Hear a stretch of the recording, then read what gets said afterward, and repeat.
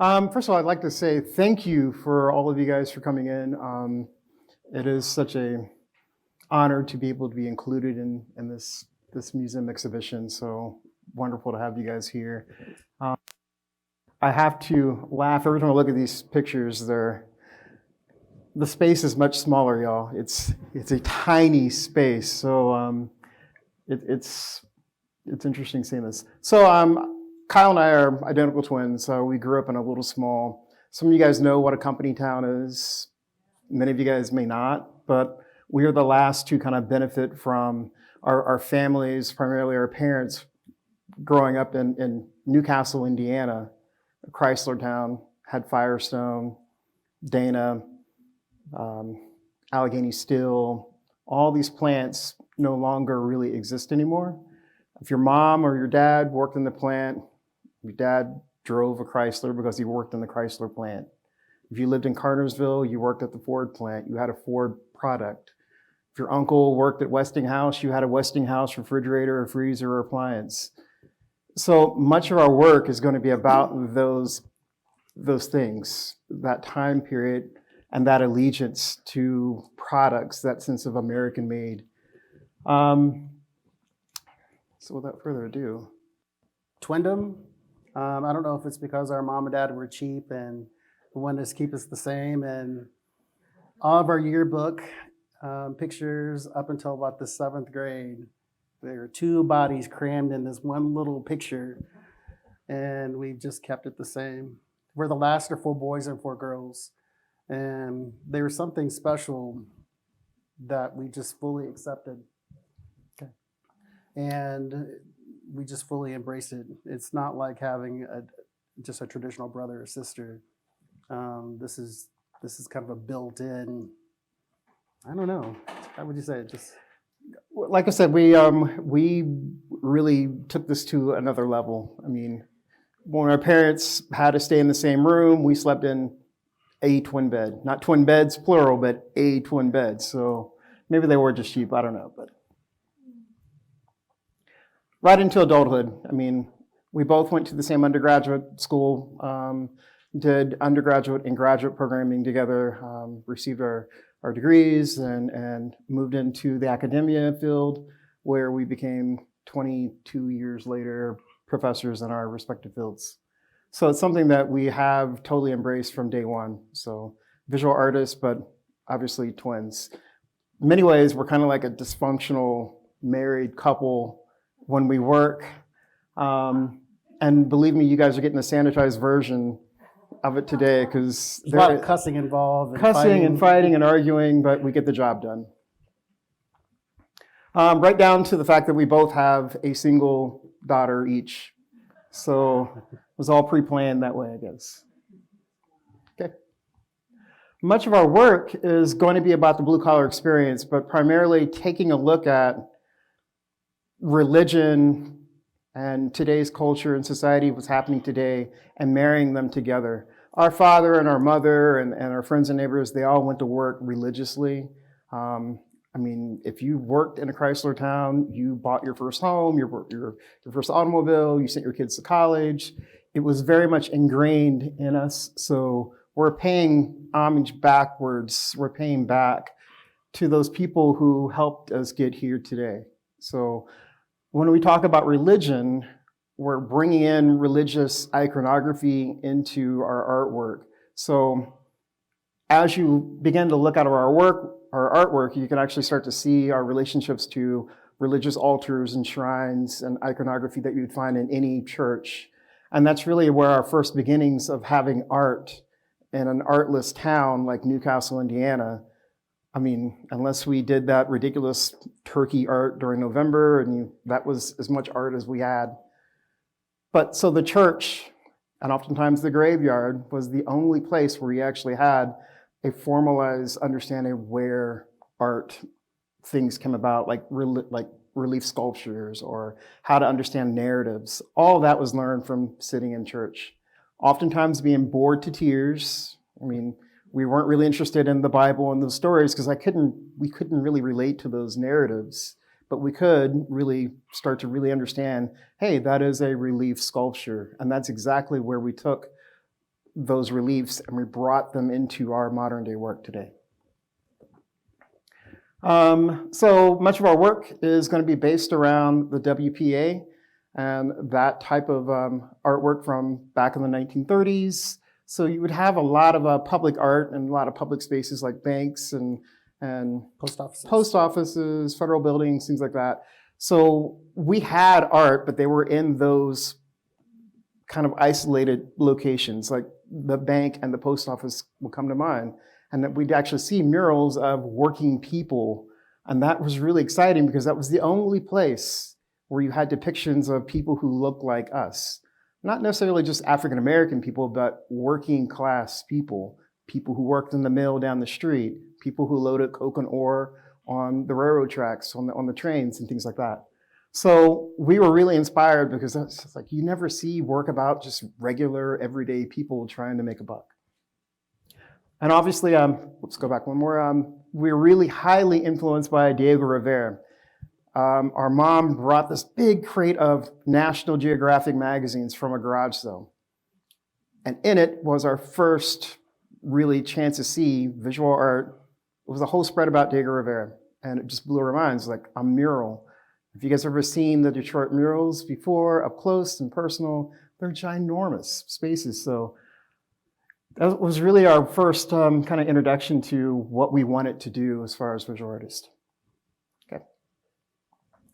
So our work will be a juxtaposition between ceramic, handcrafted forms that have a direct background relationship to those everyday objects that were thrown away, castaway objects like that lunchbox. So, or the toolbox that's set below it. So we're really thinking about how do you find beauty in just the everyday object. And this is something that we see our dad, and many of you guys remember those old metal lunchbox and the thermos that were jammed inside it. I mean, those are everyday common things. So our work became really a community kind of collective and effort, because as soon as we start doing this series, we get people from all across the country sending us lunchboxes and coal miner helmets and random boots. Might be just one boot. Just all kinds of just cast-off objects because they want us to make sure that we're archiving the sense of time, place, and history. So that became really interesting for us. So it's not just a collaboration between Kyle and I, but it becomes more of a community, collective collaboration. It does. It actually transcends just work about our experiences or our family, that other people can relate to it on many different levels. If you take our work up north, people relate to it with like the steel mills or the car industry. We take our work down south and people automatically make that connection with the textile mills. Right here, like the Appalachian area, people relate to it on the coal. So it's not about auto industry, it's about just working class people in general. This is the primary imagery. This is directly behind our house, Indiana Avenue. We heard the train go by, which would freak many people out. I mean, we live in the suburbs in Centerville, and we never hear a train, which is odd for us. But we were the kids literally from the other side of the tracks. And as an academic now, thinking that where we're at now and where we were, this is the imagery. This is the clear story windows, the smokestacks. This was everyday life. As we drove to get here, we passed through Trenton, we passed through Middletown, and what is now Cliffs, but used to be AK Still, but all of those things, that was home, and that is riddled throughout all of Ohio and Indiana, the entirety of the Rust Belt. And this is where we get our materials. This is how we start our work every day. We live so close to this plant that we literally could hear the shift change. You guys ever hear the steam horns? So that was something that we constantly, we're so desensitized to it that for a person that's not part of that area would think it's like some kind of an alarm going off. But it's something that we'll always remember. So once again, this is looking back at some of the imagery and iconography that we actually borrow from. So a lot of our work will have a sense of relationship back to Diego Rivera's mural paintings. Those tight spaces, but those tight spaces actually appear really deep and spacious at the same time. You go to the next slide. You can see that sense of perspective and how deep those images are. But the sheer scale is something.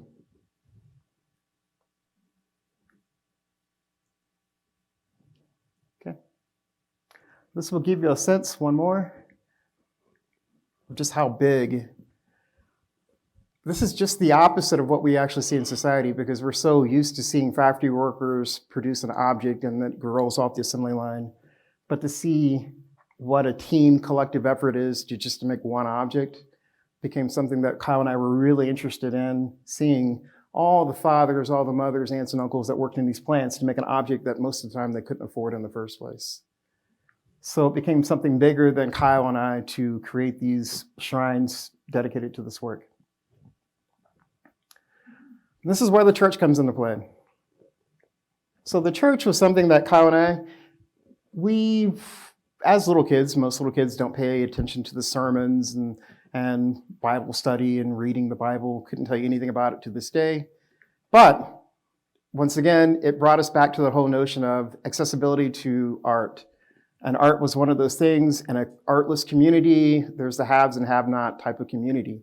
But the church was always that place where you could actually find resources and various different art, whether it be the stained glass narratives or typical relief, like you see the Stations of the Cross. So Kyle and I were really starting to pick up on that type of iconography and that mode of presentation. As a kid, we didn't know anything about what is relief. What does that mean? We didn't learn it through we didn't learn it until much later on, but we learned it early on by just looking at what was going on inside the church.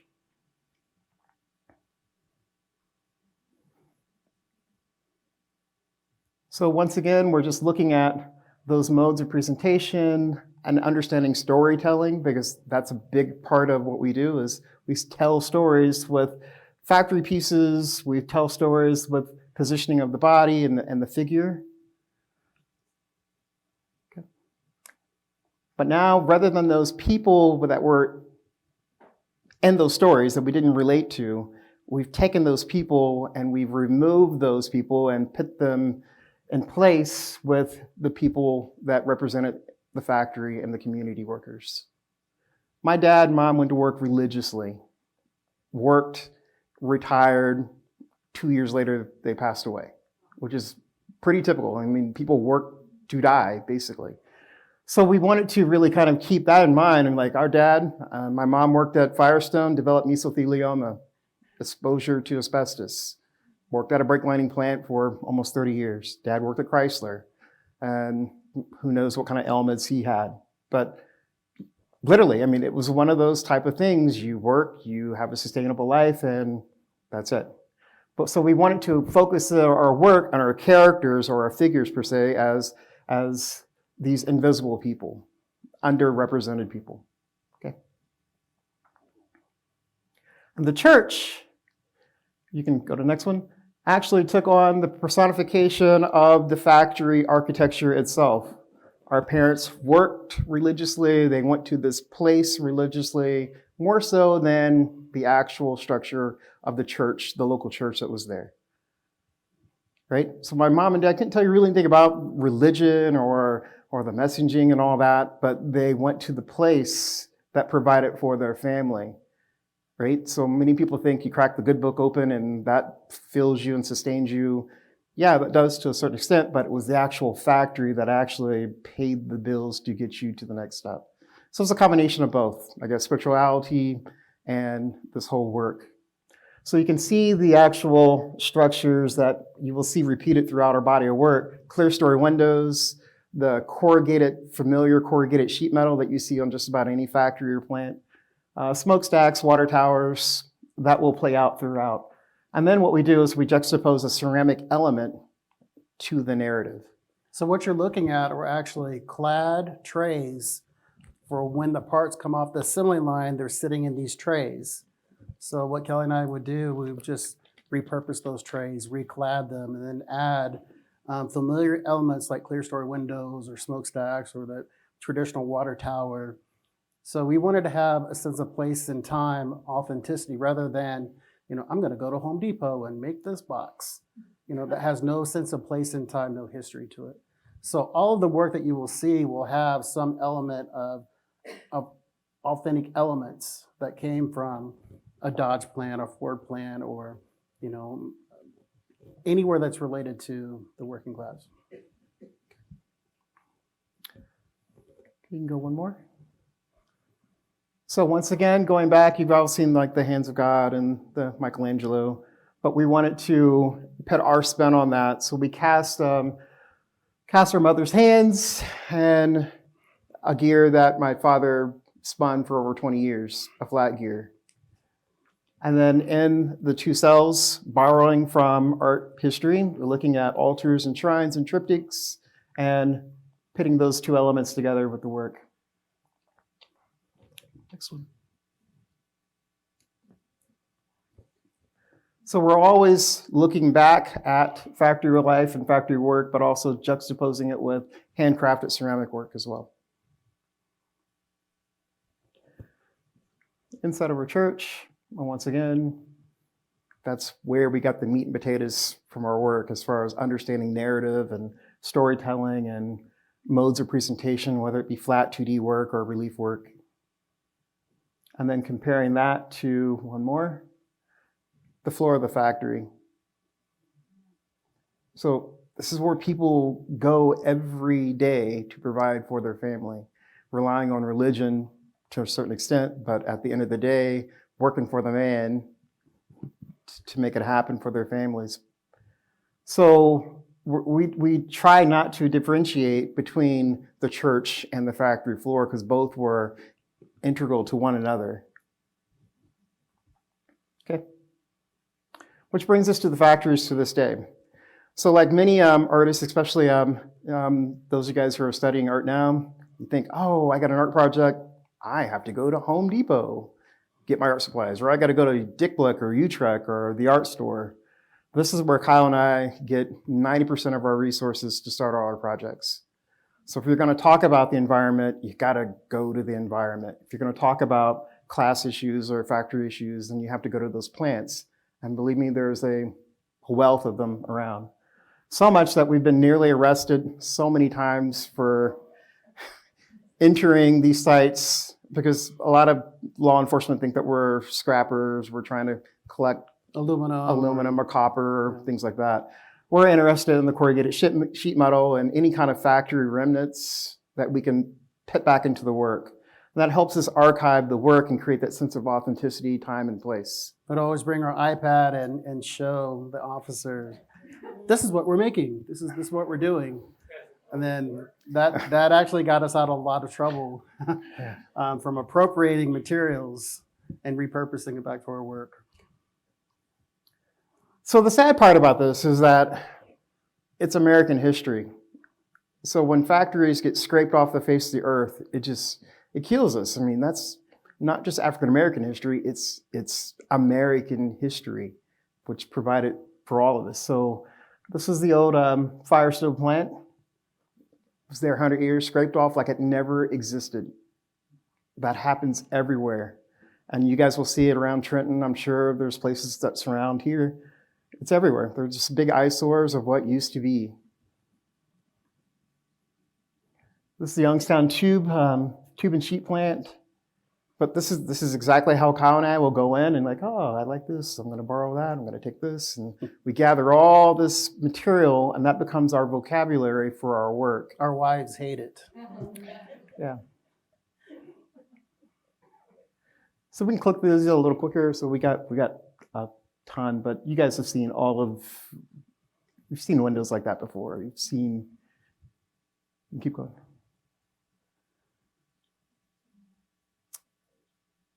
So this particular building, this is the Borg-Warner plant, and this is the plant that our father worked in. It is almost a mile long, and there are 7 of these stacked side by side. So imagine 7 miles worth of plant. Imagine the Empire State Building on its side 7 times. So that's how big some of these facilities are. Worked there until he was forced to retire, and Once he retired, they replaced his shift and 3 other people's shifts with a machine from Korea that worked 23 hours out a day with a 1-hour setup time, which is like, I'm not or I should say, we're not anti-technology or automation, but this is what happens. I mean, only for the factory to say, hey, we will send you and go retool, right? Now, it's fine for Kyle and I. We're 24 years old. But for the guy who is 57, now you have to compete with a guy that's 18 years old. I mean, this is what happens all the time. So once again, we document all these plants, and they literally scraped this off about 9 years ago, 10 years ago, and you could see it from satellite pictures. It's just a big concrete scab. Okay. That was the interior of it.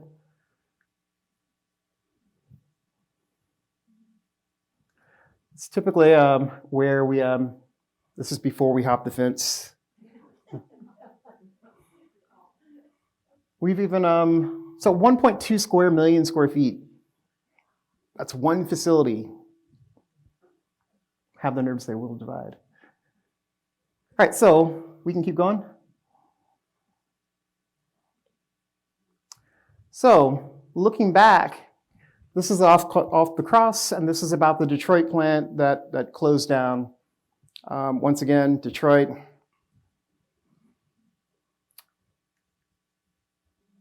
They thought that it was going to come back. And you can keep going. Sure, borrowing, again, taking religious iconography and bringing it into a more modern context.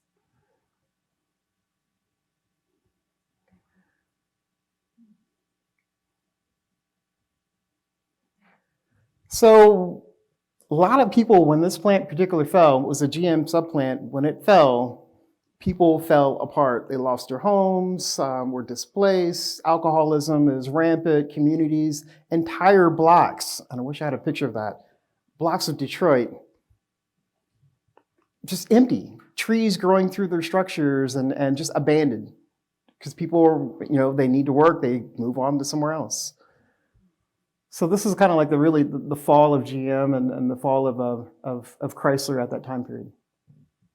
Okay.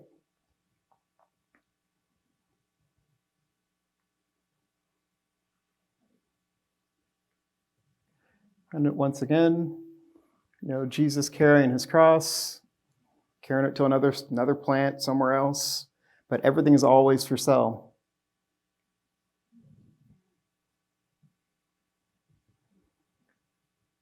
So once again, taking the figure and juxtaposing it with found objects, that's really important for us to do. And these figures are really shallow spaces because we're borrowing from that sense of mode of production that you would see in any typical religious relief that you'd find in a church. So we're talking about 3 or 4 inches wide. Deep. Yeah, deep, sorry. About 24 inches tall.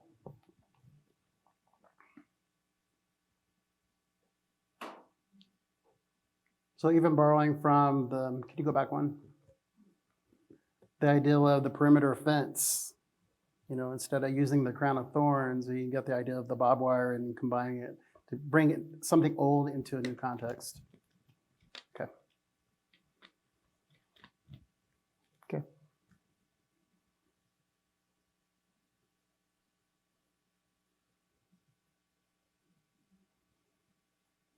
So the whole notion of working in this mode actually helped us get over the hump of creating sculptures in the round.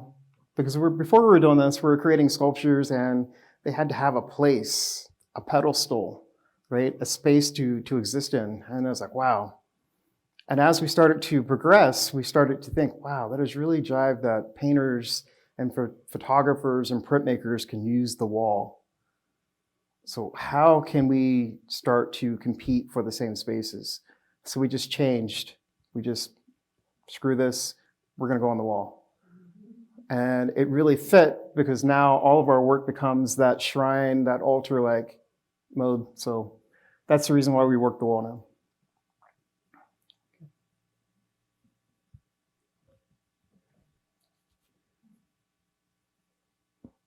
So we did do some work for Michael Moore, whether you like him or despise him.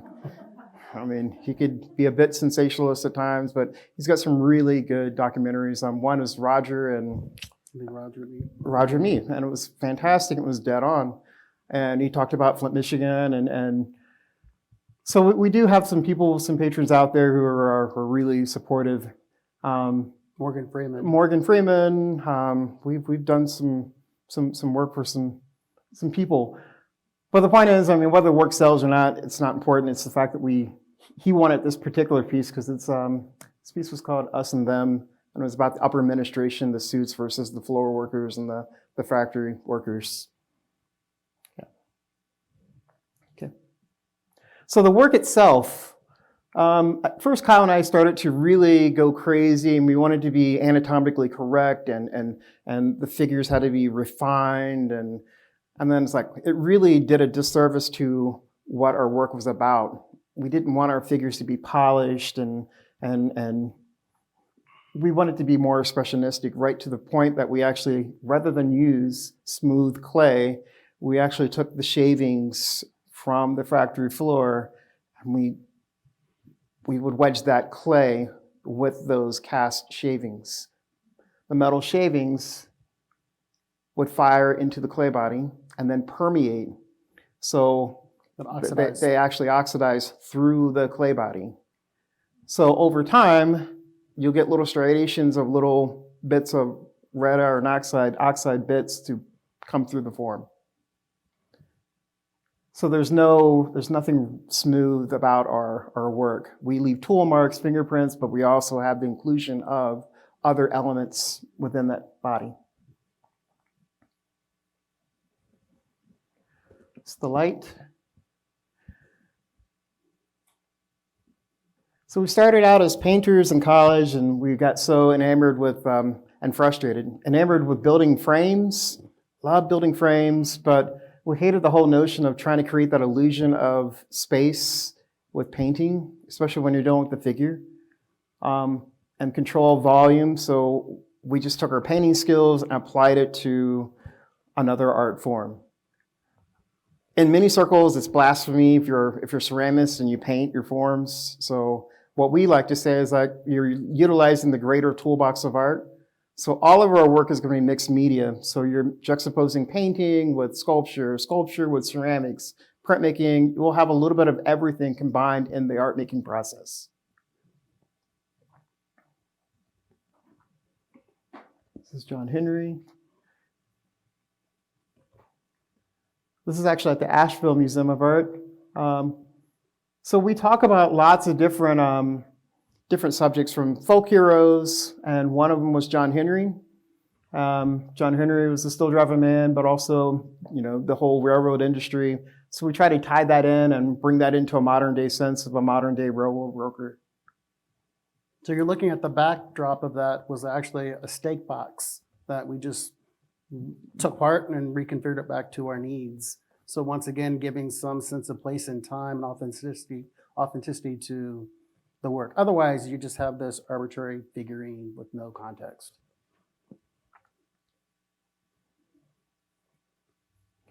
And this is Digger. It looks like a really deep space, but we're talking about 2.5 inches wide. So try to keep a really deep space and sense of illusion that it's really deeper than what it actually is. Okay.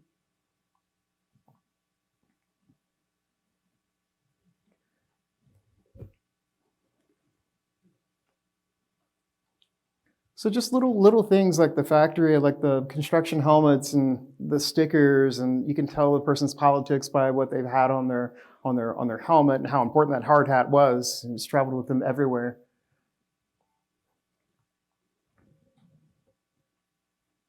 This is a still worker.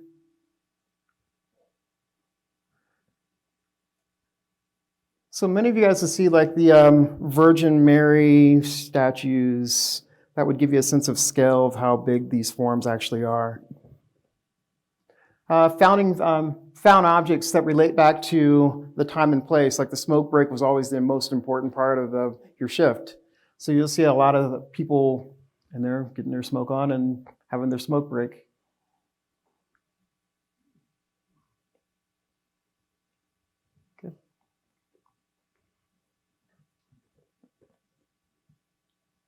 So a lot of them tend to be studies. You'll notice that there's no one figure that's actually in action. Everything's on pause. They're at rest. They're waiting. They're not in the actual mode of working.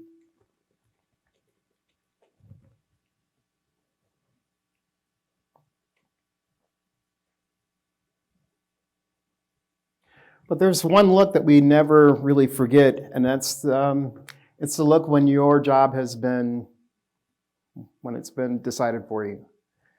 And typically, we remember this guy. It was a Polish gentleman who worked in, he was a skilled tradesman in the plant. He was a welder. Worked the entire shift, and at the end of the shift, he was handed his walking papers. They made sure they worked him to the last shift, only to receive his paper, his walking papers. So it's that look of, I can't believe this just happened. I've given up X amount of years of my life for this to happen.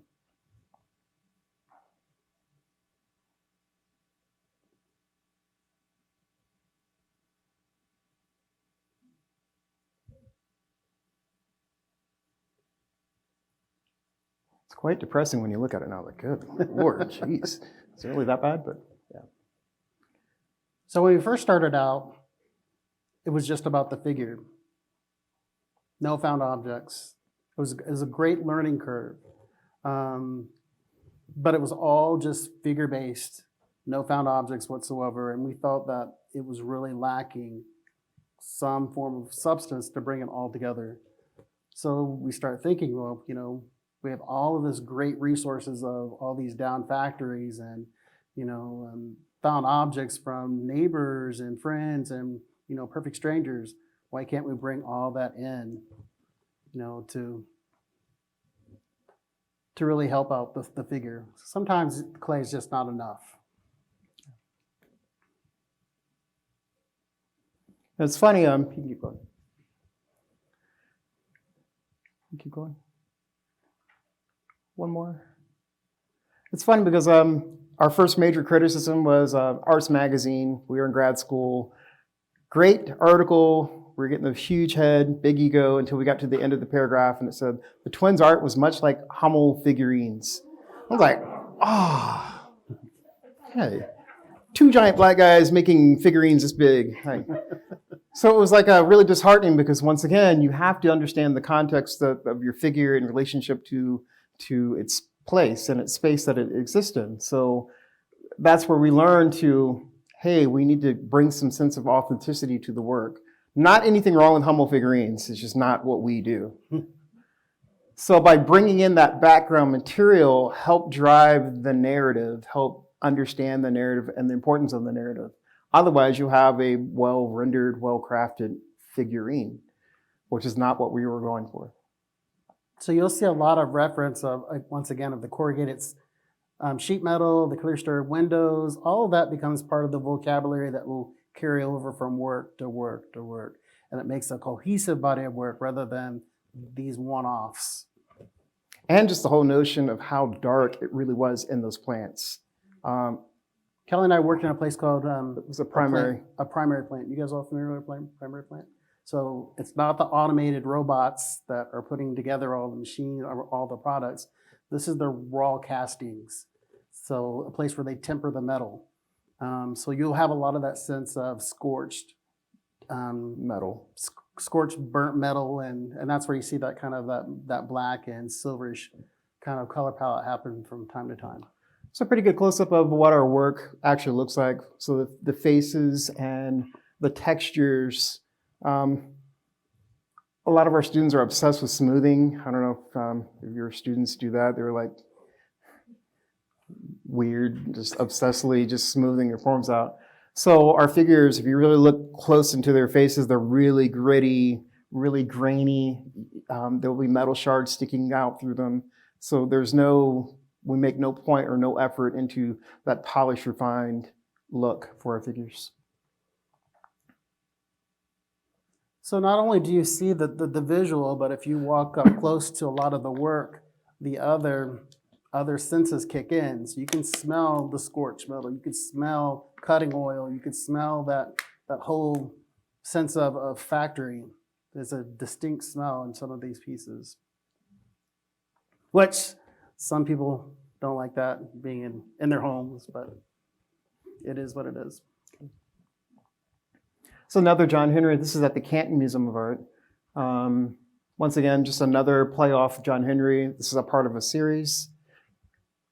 So once again, we borrowed from that tool, the stake box, to create that. All those railroad stakes came in, and we disassembled it, repurposed it, and created the facade for it.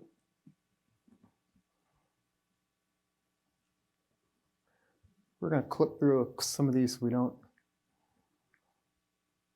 So this is the American Conflict series, and this is a little bit more, I wouldn't say provocative, but it's timely with the things that are happening today. We got a lot of criticism from a lot of different people. People saying that our work isn't Afrocentric enough, or it doesn't talk about modern day issues of police brutality, things of that nature, which we do. And I think that class and race are all interconnected anyway, so they both tell the same types of stories.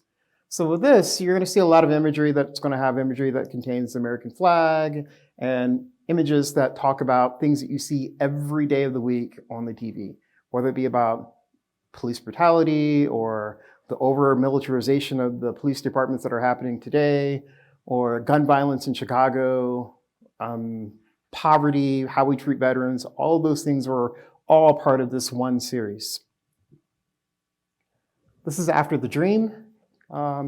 It is right after, if you guys see the corner pieces, right after Obama left office. It was like this big what if question mark, what's going to happen? And we all knew what happened, so don't need to go there. But it was this whole notion of, we've got a janitor, a custodian, who is thinking about what is happening, what's going to be coming next. You guys remember those hope posters that you've seen everywhere? So he's sweeping up the last of 8 years. This is The Patriot. This is a guy that I actually met going to work every day on the interstate. Come down off the exit, and he was a panhandler, and come to find out that he worked at AK Steel. He was a veteran. He was a CNC operator. He was a mill person. He loaded coke and ore at AK for many, many years. AK changed hands, and he became an alcoholic, lost his family, and now he shuffles aluminum cans, and that's how he makes his living. But it bothered me, the fact that he was a veteran, and he was in the trade of working in the factories, which is like, wow, this is how we treat our own people right here in America. So The Patriot. And then we talk about other people that belong to that whole notion of invisible people. This is Carlita. Carlita was a person that we stayed in a hotel, and she brought in our linen, changed the bedding, and then these people just disappear. They're just like melt into society. We don't see them. They perform their task and they just disappear. So there's a whole notion, the whole section of work that we do with immigration. And we talk about those people who may be on a migrant pass or here illegally. I mean, they're still people, and they're still part of this working class. It's obviously about the border. So we did some work for the Lorraine Museum, the Civil Rights Museum in Memphis. So once again, we're still doing these narratives, but this time we're talking about that moment when King was assassinated. So what time it was, and that all familiar water fountain that I'm sure many of you guys remember images or have actually even seen images like that. Okay. And these we're going to spin through because there are so many of these occurrences. At first we were keeping track. Yeah, be warned, the imagery might be a little tough to deal with. At first, we're like, I'm going to document every one of these happenings because these are the modern day civil rights issues that affect Kyle and I today. It's hard for Kyle and I to look back in the 1960s and the 1950s even, because we weren't around then, right? So although we understand the issues of the civil rights of that time, we weren't a part of that. But now we are very much a part of this. This is happening every day. So we created this whole series called The American Conflict.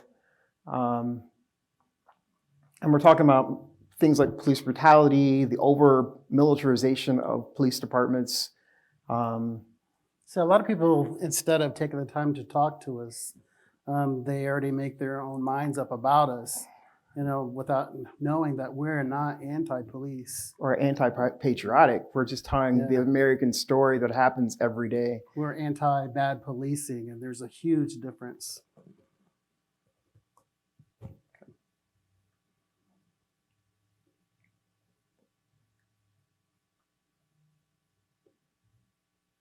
And the trade-off is, we respect the issues of the day back in the civil rights era, where you would see the police dog and the water hoses. That just wasn't our particular generation, right?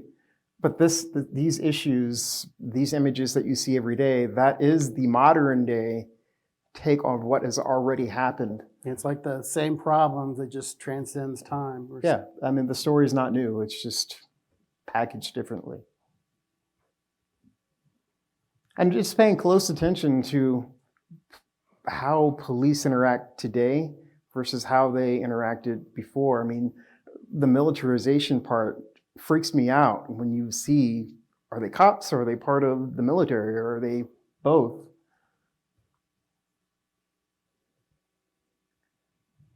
And then looking backwards at art history and looking at images like the Pietà, and then bringing our own modern day spin to it, understanding how the same images can occur. So this is the same Pietà kind of pose, the 3-person triptych type of pose, but understanding that this is not about Michelangelo, but it's more about the the gun violence that occurs every day of the week. And it doesn't even meet the front page of the newspaper.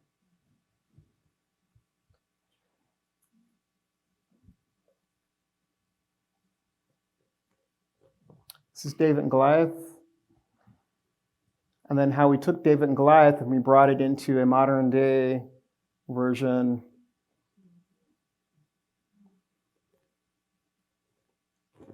So it's important to understand that we're not anti-police, but it's just there's a different vibe of how people see law enforcement. Good and bad.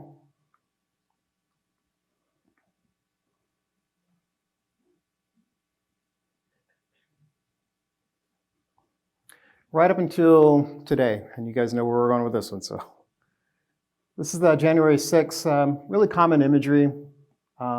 People to this day say that it was just a tourist attraction or just touring the facility.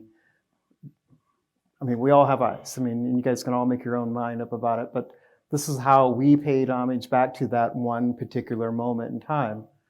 So we created a narrative about that experience. I remember where I was when that happened. To this day, I still can't believe it. Like, that really just happened. So Kyle and I wanted to talk about this in a way that we could help kind of narrate the story, how we saw it and how we felt about it.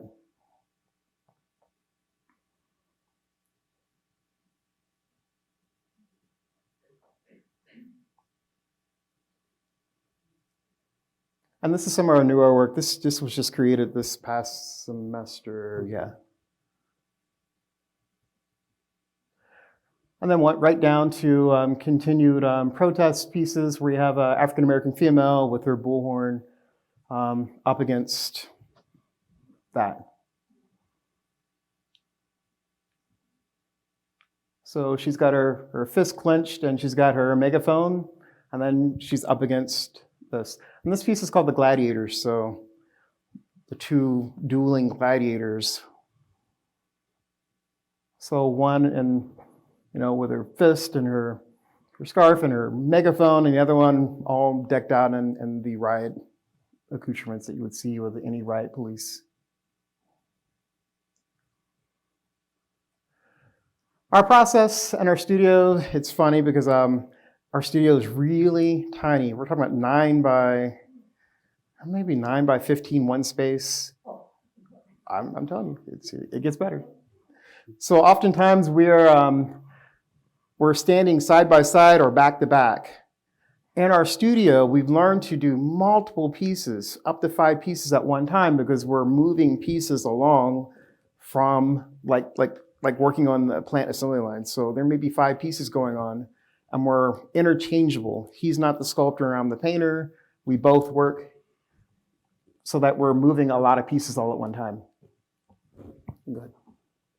That would give you kind of an idea of how the assembly line looks. So there's no one authorship to our work. It is pure production 100% of the time without ego.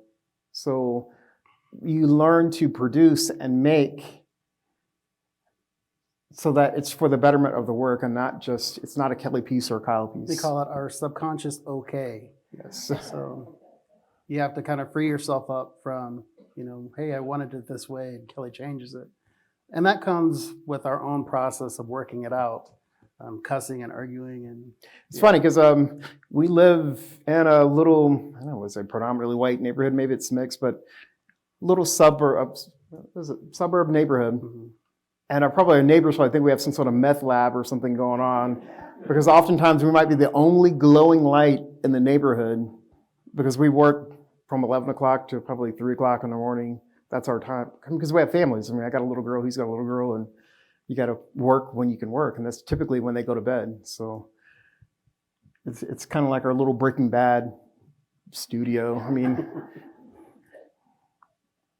so with our production, we work solid, and we work really, really fast, and then I'll move to another piece, and he will come in, do some fine tuning, and we'll just interchangeable octopus of 20 fingers and 4 hands moving along. So once we formulate the form, we work solid, then we immediately start to hollow out the form. So the forms aren't really heavy, and they have the appearance of being solid, but they're all completely hollowed out. So you can see how they're starting out to figure out where the walls are going to be. And then you can see these slides are, keep going. Coring out the head. Keep going. And then once the form is completely hollowed out, then we bisque fire it, and then we go into our painting stages and surfacing. We typically, and this gives you an understanding how the form looks. So right now you have no idea that that form is hollow because it has been hollowed out from the back. And those holes are at the back, so you don't see. All before we were making figures and they were completely in the round. And then we'd put them on the wall. I was like, this is really ridiculous. Why don't we try to disguise where our dig out points are so we can actually make a hollow form? Then we prime everything just like you would gesso a canvas, and then we start our painting. Typically we paint with oil paints and acrylic. We use airbrush, hand brush. We use every technique possible to achieve the outcome that we have.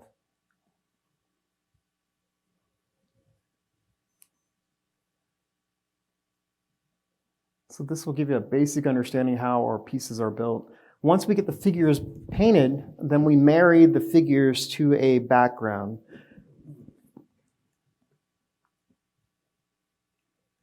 There is the background. So we used to do really small decal work and try to hand paint everything. Like, this is ridiculous. I have a printer. Why don't we just print? So we started to print our own decals and print our own logos and things like that.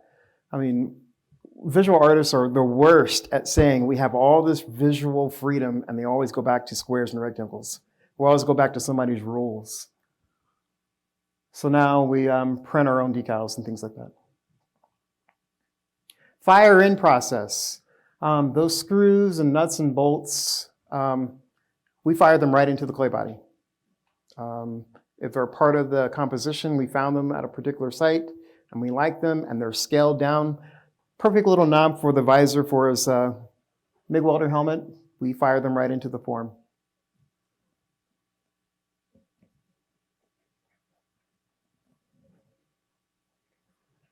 So we do a lot of portraiture work. We try to do more and more inclusion of females, because all before, all of our work started out with all men. Not even thinking that, man, our mom worked at Firestone. Our sisters worked at Borg Warner, and so we really started to introduce more and more females into the mix. This is exactly how we work our forms. They look really dimensional and they cast really nice shadows, but we're talking mere 2 or 3 inches wide. A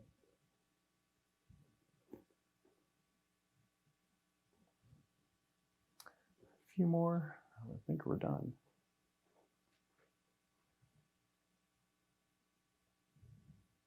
So this is the inside of our studio. It's funny because if you guys are familiar with American Craft magazine, maybe you guys know it's like a premier arts magazine publication that comes out. And literally, it's funny, they flew in from New York thinking that we had some sort of New York style studio. I told you our studio is 9 by 10.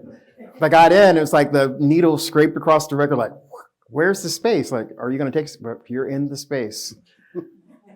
They literally had to take the window sash out of the window and shoot from outside of the house into the studio, which I'm quite impressed because the photographs are really, wow, that's really big, tiny, deceivingly small space. So it just goes to show, I mean, you can make art anywhere. It doesn't have to be some fancy New York style studio. It can be literally anywhere.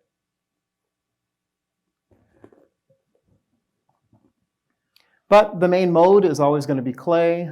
We use clay 90% of all the time. We do make molds and we do cast and we do bronze work and things like that, but clay is probably the biggest feature material that we use. We like to say we have X-clay vision because you're able to see your object through the clay. It's really helped us, and it's really it's very magical. It's magical. You're starting from a block and you're whittling it down to these objects that are recognizable. So this is a transmission tray, and this is how we do the facades. So this transmission tray runs down the assembly line, and each one of those cells, those little buckets, will end up having some flat gears or some seals or something.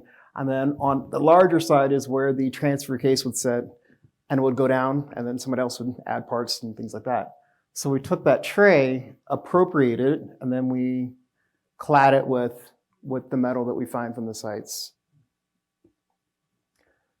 I think had we done that and we just did welded steel, it'd probably rip the wall off or something because it would be too heavy. But that sense of darkness is what we really remembered, and how cold in the wintertime it was and how hot it was in the summertime. It's really important for us to try to replicate that. This is what work looks like. Once again, green and then bisqueware. This is Christmas time, right after all the work comes out of the kiln and it survives. So all those little black dots, I don't know if you guys can see those little round circles. They're all fire in. They're all bolts and screws and things like that. They make the perfect nails, the perfect buttons. If anybody ever tried to sculpt a round object and replicate that over and over again, nightmare.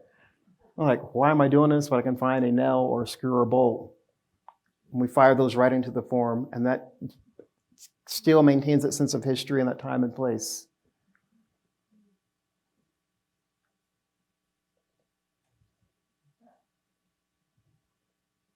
Now, one of the things you have to consider is that clay shrinks. The metal is always going to remain rigid, so you have to make each one of those holes 1.5 size bigger. So when clay shrinks in, it's not going to split or crack or destroy your forms. This is a good image right here. So once again, we used to hand paint each individual little American flag. You're like, this is ridiculous. I got a printer. Let me hit the print button. So now we use technology to make that happen as well. But we still hand paint all of our work, and we will airbrush work as well. The biggest thing right now is for us as educators, we want our students to be well-versed in multiple disciplines. Don't get caught up in categories. I'm not just a painter, I'm a printmaker. Try to synthesize all your art skills and just focus on the art making. I think you'll end up being a better artist if you start utilizing all your hand skills.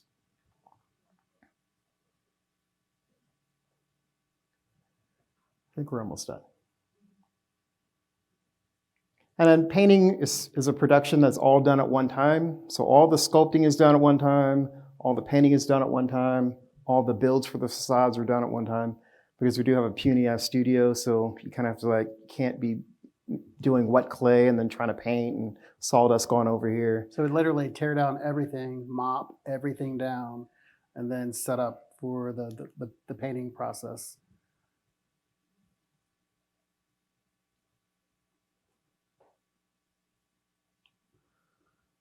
It's funny because this is the back cover of Ceramic Monthly, and if you're a ceramist, then you know that's like the Time magazine of ceramists, and to be in this publication is an honor to be included.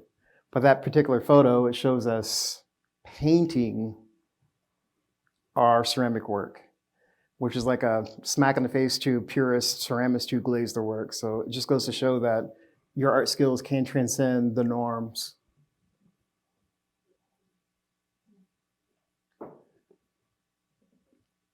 About all these. So this is from the new body work that was present at the NCCA conference just recently.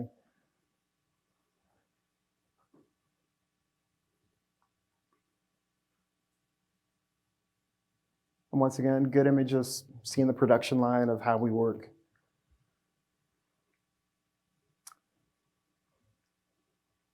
Okay. Very good. All right, so that's how we start. So literally, we take a big hunk of clay and we slam it up against that board right there, and all the art making starts on those giant relief boards.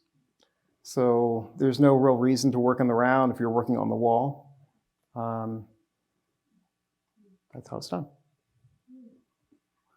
All right, thank you, folks.